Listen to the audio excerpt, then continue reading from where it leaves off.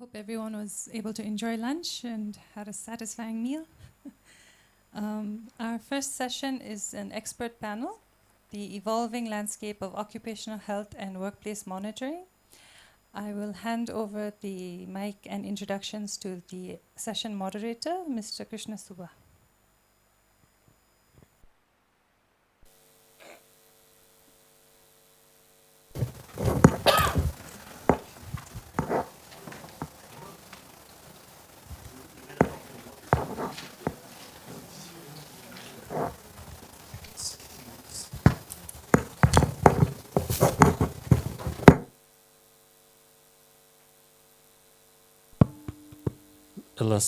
Thank you, Madam. So basically now we delve into the first session after lunch. Yes, after lunch it's quite heavy on your stomachs, I know, but I hope it'll be heavy on your mind as well. So yeah, first of all, maybe fill in this because now it's more technical, so it's very informal way. Please, Jen, maybe someone can come and shoot. Doctor, on a table over there.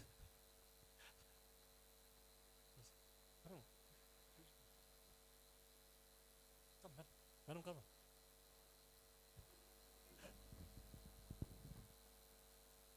Yes.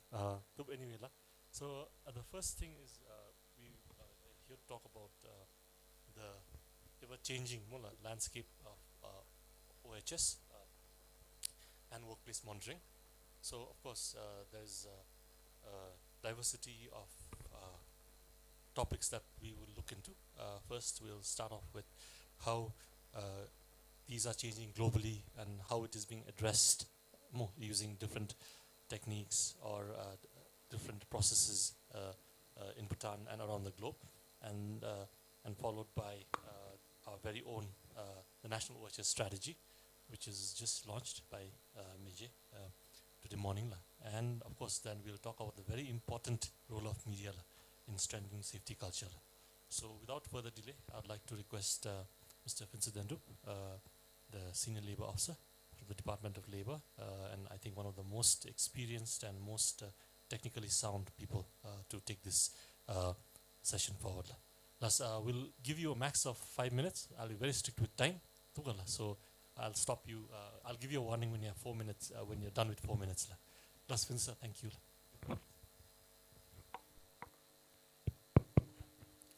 A very good afternoon. Thank you, Krishna sir. Today's panel discussions will be on the evolving landscape into the occupational health and safety. And I'm supposed to discuss on the emerging global practice, particularly in terms of the current scenario where with the modern technologies and AI and IoTs, how can this safety measures can be implemented. Basically, when we talk about the evolving landscape, we are talking about the globally the technology that we use. For example, in Singapore, they use workplace safety and health for Industry 4.0. So similarly, there are many other that they come up with the different types of the use of technologies as well as the AI and also IoTs, where these in fact really help in shaping the management of organizations in terms of health and safety. For example, let's look at the one way is the technology that we use. And for example, even we can use monitoring like PPEs, which is in fact can have sort of remote control, or maybe maybe some sort of having a sensor where the management can identify whether the workers are using those safety gadgets or not. For example, in a harness, they put those sensors where if the workers are not using it, then probably that will prompt to the management. Therefore, monitoring and evaluations becomes more easier.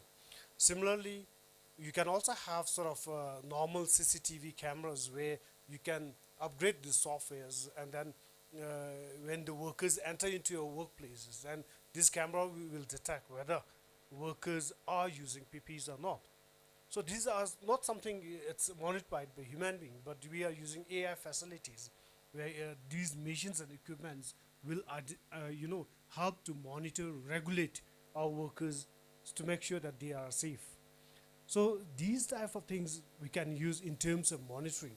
Similarly, now in terms of monitoring, for example, the Department of Labor has already started using drone facilities are the one of the instrument that we can use to conduct inspections or monitoring in the workplace to identify the situations. Not only in terms of labor, we are saying the PPE, but then we can also identify certain unsafe working environment using the drones where we can't reach. So this is the way of doing things. And then also in the working environment, we have a lot of modern technology equipments that we can use. For example, multicast detectors in the confined space. Now we have very high sensitive this type of equipments. So in fact, these things we need to use at our workplace. And on the other aspect, we can also think about the management perspective where you can use IoT, where you have now there are a lot of safety apps where you can do like conduct trainings, inspection, monitoring.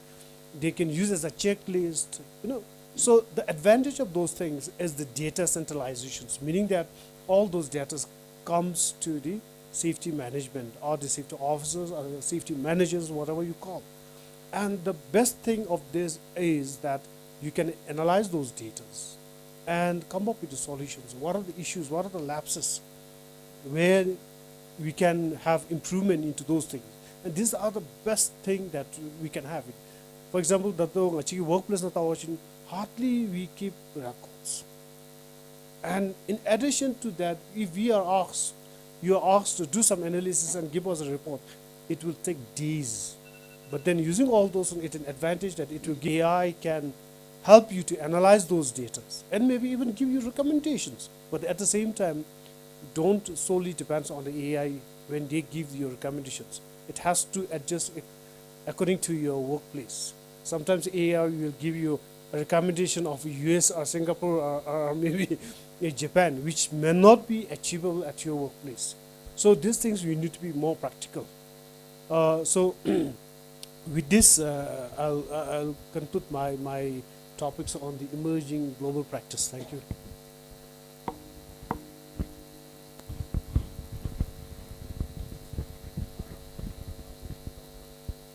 I'd like to request Mr. Sonam Geledoji, engineer with the Department of Labor, to talk about exciting the national OHS policy.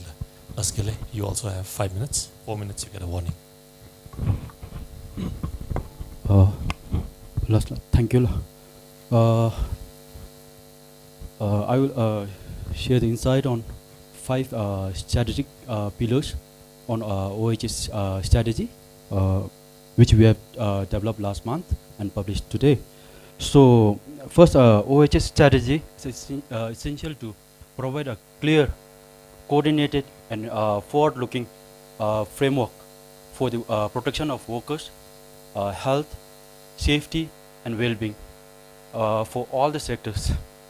And then also, this strategy, like Funsa sir said, as workplace evolves, new emerging risks are arising. So for that, this strategy ensures that our approach to safety is not only reactive but proactive and guided by the high-risk planning, innovation, and then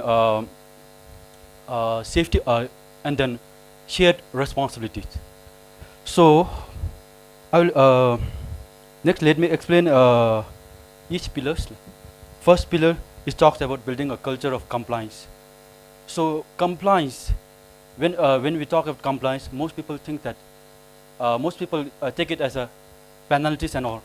So for this one, it's not a penalty, but as a culture of accountability and shared responsibility, like I've already mentioned, and also proactive OHS safety management. And in this pillar, it also includes harmonizing the existing regulations and act. So it will so that it can we can make it clear, aligned and consistent, so that it will not overlap. So it will be easier for the employer, then employees and the enforcer to understand and enforce it uniformly. And the next thing, it also includes developing different type of guidelines, like for general guidelines for construction, for OHS policies guidelines, and the second one, sector specific guidelines, like construction safety guidelines, and third thing, high risk work activity guidelines, like welding and all. So the goal of this first pillar is to make the compliance practical, meaningful, and then embraced by all workers and all employers, everyone. Second pillar, it talks about enhancing the capacity for sustainable OHS practices. No matter how good the policies may be, how great the policies may be, if there is no right person to lead the policies, then it will fail. So because for that is why for this pillar we focus on building capacities, not only at the central level, but for all workforce, like employers, employees, and also at the local government levels, like grassroots level. And then we're investing on training programs to build a pool of trained OHS personnel, and to provide the broader awareness of OHS responsibilities. So if everyone understands their roles in safety, then we can shift from enforcement to empowerment. And next strategy, next pillar, we talk about strengthening the stakeholders engagement and coordination. So right now everybody thinks that safety is Department of Labor's mandate. The example, Department of Labor gira pego se karyan no member. So any member, the OHS, everybody's business la, workers, employer, company, enforcers, kaberul.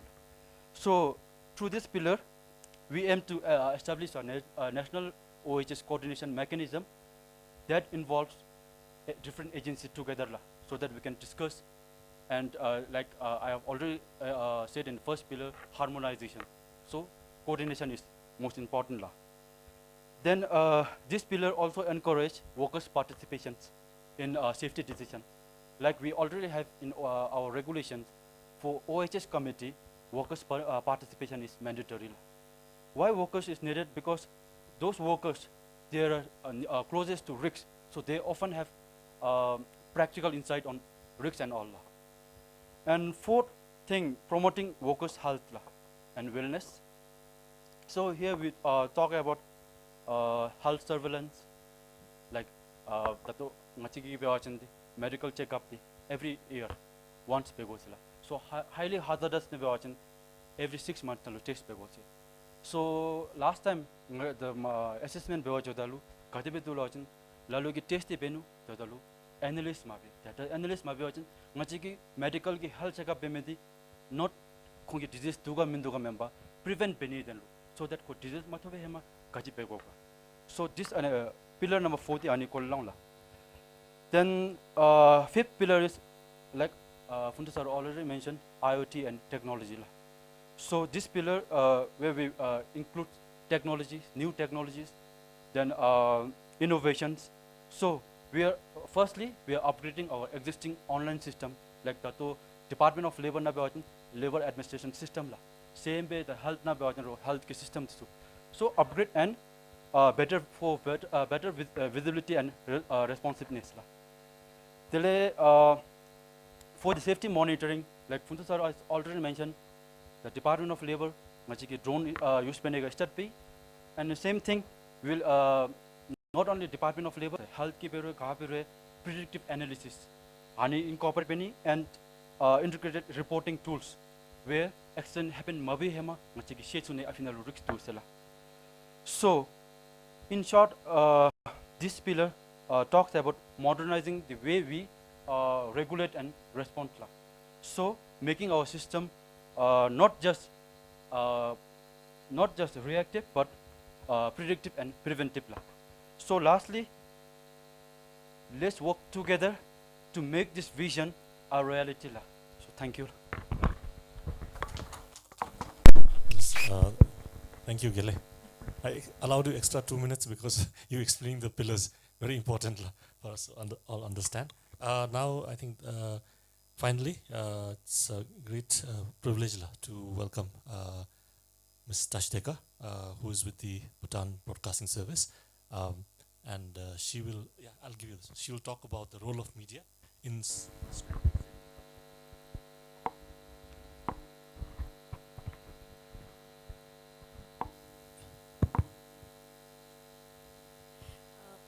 Good Zambo and good afternoon. I'll be talking on the role of media in enhancing occupational health and safety in Bhutan. As Bhutan continues to grow, so does the need for safer workplaces. Workplace accidents, when we say workplace accident, it affects, it's not just statistics, it affects real people and real families. And ensuring safe work environment should not be left alone to employers or policymakers alone.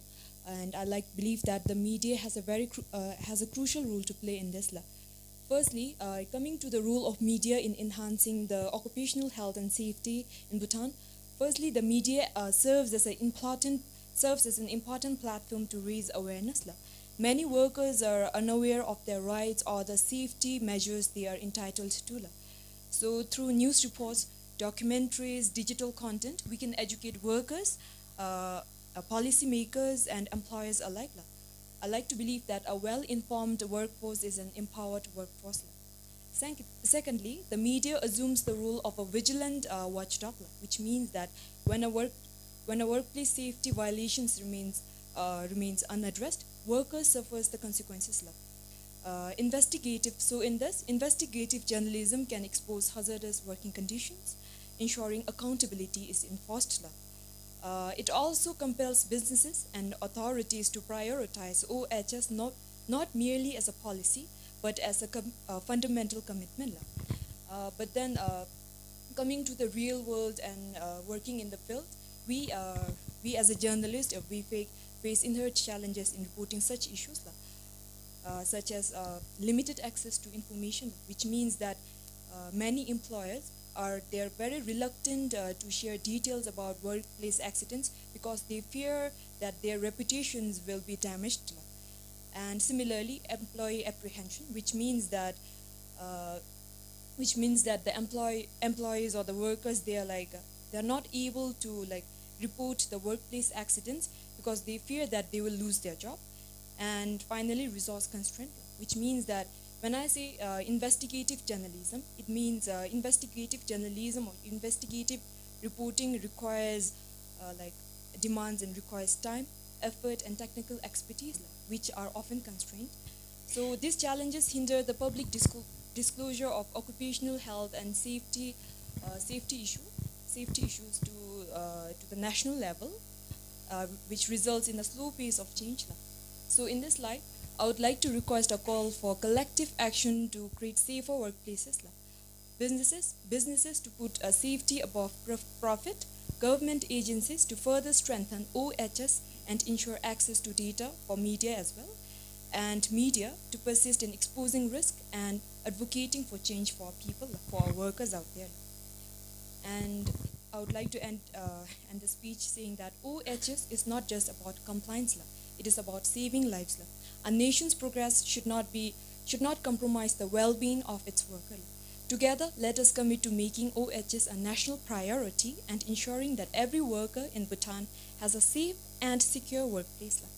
A safe workforce is not merely a productive workforce, it is the foundation of happy and prosperous Bhutan. Thank you for your attention to this matter.